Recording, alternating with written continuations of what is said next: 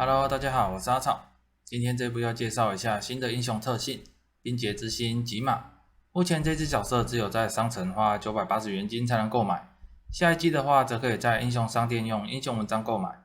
这只角色主要是以冰系伤害为主的英雄特性，整体的英雄特性都围绕在冰结和冰霜脉冲上面，利用特性打出大量的冰结效果，让怪冰封，并且增加伤害以及冰冷抗性穿透。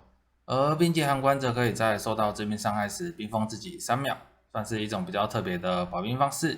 80级的冰封之刃则是内建的爆炸，可以不用穿爆炸衣，也可以轻松的刷图。以上就是这只冰结之心的特色了。聊完这只角色的特色，再来就进入流派的建构。这只角色的流派是千敏冰旋风斩。一定会有人问，为什么是千敏而不是千字？敏捷的优点在于有增加攻击速度，可以让角色比较好撑到每秒攻击33下的档次，并且闪电伤害搭配上伤害很幸运的话，整体的输出还是大于冰冷伤害的。而千字主要走的是护盾和魔力相关，我个人对护盾流比较没有兴趣，所以就玩了这套千敏的冰旋风了。而这个流派绑定的装备就是冰结雷光，依靠冰侵蚀过的冰结雷光，就可以把100%的闪电伤害转化为冰冷伤害，并且在天赋拿到50%的物理转冰人，手套拿了50%的物理转闪电，手套的部分要拿转冰人也是可以，这样子就可以达成全部都是冰冷的伤害了。再来就介绍一下装备的部分，整体角色的装备都和千米的旋风斩差不多。武器的部分，主手使用勇者长剑，前缀拿元素伤害，每12点敏捷附加1到5的闪电伤害，不相齿的生命额外伤害。后缀则是拿敏捷、暴击值、攻击速度，前缀的不相齿也可以拿元素穿透，不过这个流派的穿透已经拿得够多了，个人认为生命额外伤害还是最高。我心中的排序是生命额外大于元素穿透大于近战加2，后缀拿暴击值会好一点，因为吉玛不像狂人有怒气可以撑暴击率，在整体暴击率偏低的情况之下，武器拿暴击率还是比较好的选择。接着是副手流金长剑，副手目前只有辅助的性质，物理伤害、攻击速度、暴击值全部都没有用，所以我才会挑流金长剑，因为这一把有一个基础的暴击值可以拿。这个设定不知道是不是 bug， 也有可能游戏的原始设定就是这样子。因此物理趴伤、物理点伤、闪电点伤、攻击速度、暴击率等等，只要词缀里面含有该装备这3个字，在副手上面就是完全的没有作用。然后我的前缀和主手相同，最好的词缀是每12点敏捷附加1到5的闪电伤害、元素伤害以及生命额外伤害大于元素穿透。这里我甩了好几次都甩不出来，所以就妥协了元素穿透。而后缀就是敏捷、暴击伤害、几率2倍伤害大于降低周围敌人元素抗性。这边我比较想要几率2倍伤，不过也是甩不出来，最后还是妥协了。依照现在市场上的价位来看，还是蛮推荐直接买成品的。像我的主手是200火，买到没有侵蚀过的，副手没有看到喜欢的才会自己做。千敏系列的武器市场上真的太多了，所有的价位都被压得很低，有心的话可以多逛逛拍卖，有不少便宜又好用的装备可以买。那以上就是我的武器的选择。再来聊聊攻击速度档次的问题，虽然老兵那边有弄了一个简单的 Excel 可以计算，不过那个表对双手武器比较准，因为目前的设定副手的攻击速度完全没有用，可是装上去的面板却会增加攻击速度，而实际上却是没有增加的，所以那一个表格对双持的人只能做参考使用。在这里我教大家最原始的测试方式，也就是看左上角旋风斩的转速，依照千敏系列的流派来说，基本上都有每秒16下的档位，像这个速度就是每秒16下的速度，一般来说会想办法撑到每秒33下，基本上只要开4写数就可以达到每秒33下，那就是攻击速度的档位有到了。这边可以看一下每秒33下的转速有多快，事实上数字的跳动是非常的明显，只要你平常是每秒16下，开4写变成每秒33下，就可以开始微调自己的机体了。一般来说比较不会去动装备的部分，技能的串法有碾压可以降攻击速度，精确打击可以提升攻击速度，光环的部分也有精密狂猛以及召唤雷霆之灵也都可以提升攻击速度，每种天赋也几乎都有提升攻击速度可以点。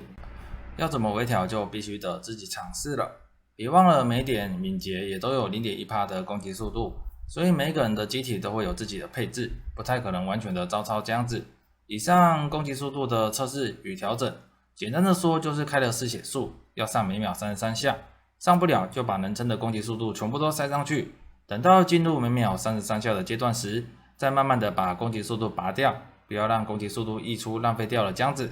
听起来可能有点复杂，不过自己实测一下其实不难，总之就是这样子。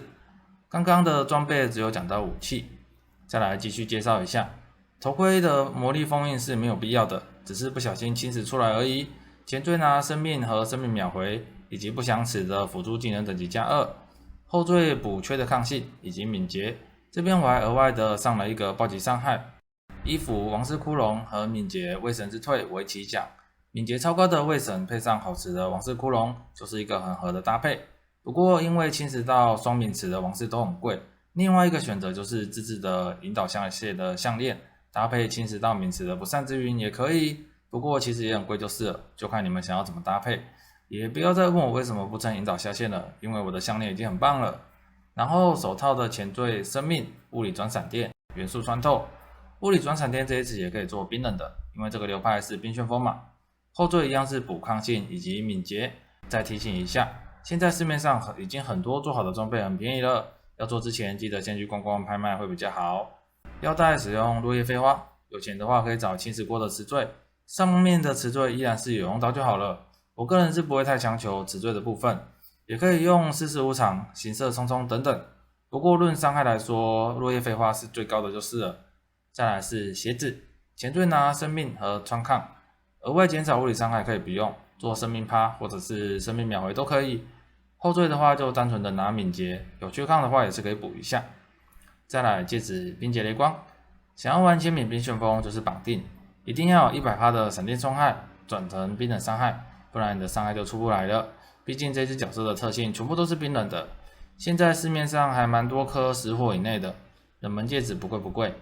而另外一颗戒指前缀一样拿生命，后缀却补少的抗性和敏捷。整体来说装备就是这样子，大部分都是从狂冷的身上拔过来使用的。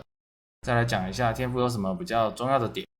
以及我在玩这个流派遇到的一些问题。天赋选知识之神、秘术师、游侠，影片后面会直接展示，要抄的可以直接去影片后面抄。这边我只稍微讲一下要注意的地方。在秘术的最后一个中型天赋，每损失100魔力减1技能消耗，这一点是拿来配合核心天赋的满载使用的。在还没有点到这一点之前，核心天赋先用冻伤就好了。而且要点核心天赋满载时，魔力也要压到剩下10几，因为满载是消耗 15% 的当前魔力，也就是魔越少就消耗越少。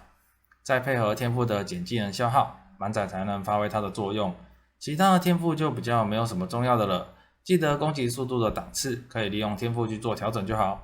再来是技能的部分，记得碾压可以降低攻击速度。我这边因为攻击速度不够，所以是串了精确打击来提升攻击速度。附带一提，如果没有撑加4的引导下线的话，就不要算上怒斩了，换上其他的增伤的辅助都会比较好。光环的重点有暴击时释放的雷光阵，虽然我把闪电伤害都转成冰冷了，不过闪电伤害的大小伤差距还是很大，所以使用雷光阵让伤害幸运。幸运就是你打它一下，它会闪2次，取高伤害的数值这样子。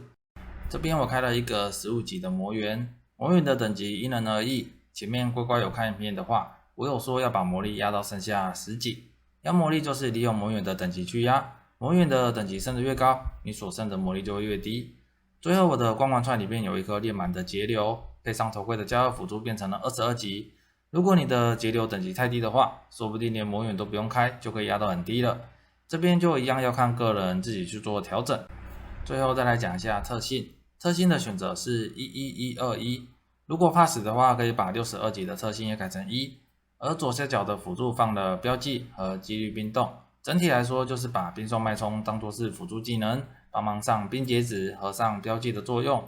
整体的角色玩起来算是很满意，画面也都是各种冰冻的特效，伤害也超出了我的预期。万劫8、勇者5和4门激钢也都全通了，就把这个流派介绍给你们啦。如果有什么问题的话，可以留言或到实况问我。影片后面会放上天赋和技能给你们抄。那我们下部影片见，拜拜。